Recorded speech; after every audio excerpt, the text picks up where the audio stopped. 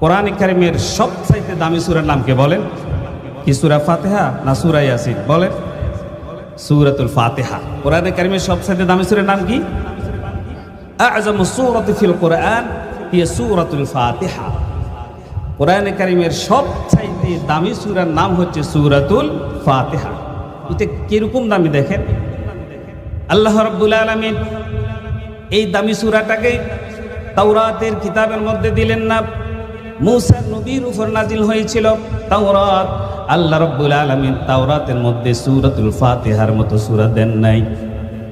হযরত ঈসা আলাইহিস সালামের উপর নাজিল হলো ইনজিল।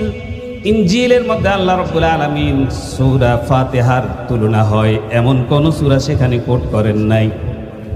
আল্লাহ রাব্বুল আলামিন হযরত দাউদ আলাইহিস সালামকে একটা কিতাব দিলেন, ওই কিতাবের নাম হচ্ছে জাবুর।